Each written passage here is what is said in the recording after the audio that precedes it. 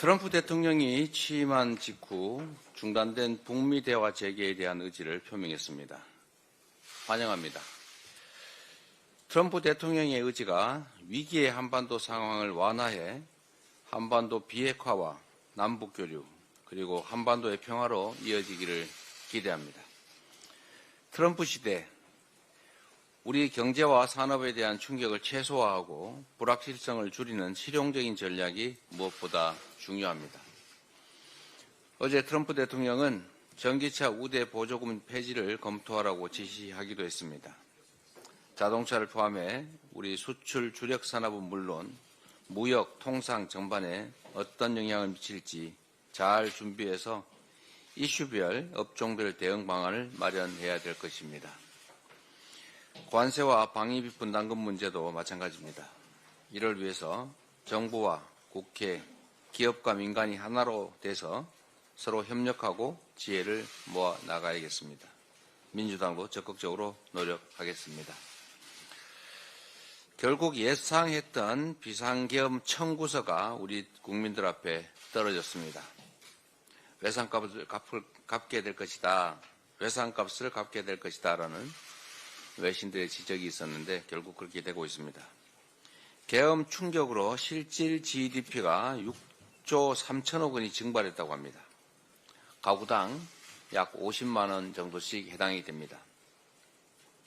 우리 경제가 심각한 비상 상황이 되었음을 증명합니다. 굳이 통계를 인용하지 않아도 소상공인, 직장인, 주부, 청년, 노인, 우리 국민들 누구 하나 고통스럽지 않은 사람이 없습니다. 경제의 가장 큰 적은 불확실성입니다. 정치적 불확실성 해소와 함께 멈춰버린 경제의 심장을 다시 뛰게 해야 합니다. 지역화폐 예산 확대로 골목 경제를 살리고 위기 상황에서 가장 큰 타격을 입은 취약계층 지원을 강화해야 합니다. 우리 민주당은 사회적 약자 지원법으로 민생 악화로 가장 먼저 거리에 가장자리로 내몰린 우리 어려운 사람들의 삶을 보듬어 나가겠습니다. 말을 마치려고 했는데 좀 하나 더 말씀드릴 게 생겼습니다. 이 백드롭에 다시 민주주의, 다시 대한민국 이걸 가지고 갑론들박이 있는 것 같아요.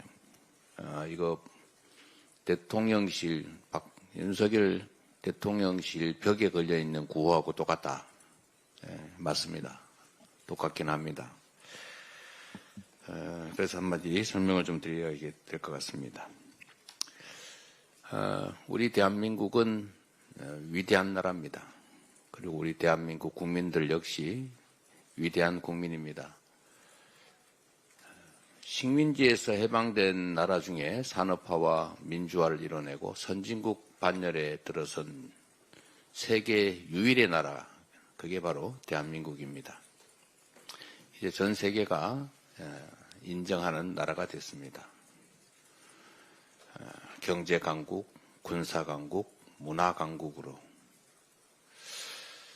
그랬던 나라가 윤석열 대통령 취임 이후 국민의힘이 집권한 이후에 완전히 추락했습니다. 민주주의도, 경제도, 국제 신인도도, 국격도 다 추락했기 때문에 우리의 핵심 과제는 다시 이 위대함을 회복하는 것입니다. 경제, 민주주의, 국제 신뢰, 국격을 회복해야 됩니다. 그리고 다시 성장의 길로 나아가야 됩니다. 양극화를 완화하고 파괴된 민생을 회복하기 위해서 유일한 길은 새로운 성장의 길을 개척하는 것입니다. 그래서 다시 위대한 대한민국으로 나아가야 되겠죠. 윤석열 대통령실 벽에 걸린 구호가 다시 대한민국인데 그거 쓰면 되겠냐는 논란이 있었습니다. 알면서도 제가 쓰자고 했습니다. 뭐 쥐만 잘 잡으면 되지 뭐 그게 흰 고양이든 뭐 까만 고양이든 회색 고양이든 무슨 상관이 있겠습니까? 그리고 또 말이 무슨 죄겠습니까? 말하고 행동하지 않는 게 문제겠죠. 우리 근대사에 가장 부정의한 사람이 바로 저는 전두환이라고 생각합니다. 사욕을 위해서 수없이 많은 사람들을 죽였지요. 군사 쿠데타를 통해서 이 나라 민주주의를 회생 못하게 파괴했죠. 그러면서 이 사람이 쓴 말이 정의사회 구현이었습니다. 가장 부정의하면서 정의라는 단어를 사용했지요. 지금 우리 사회에 필요한, 진정으로 필요한 것은 헛된 말이 아닙니다.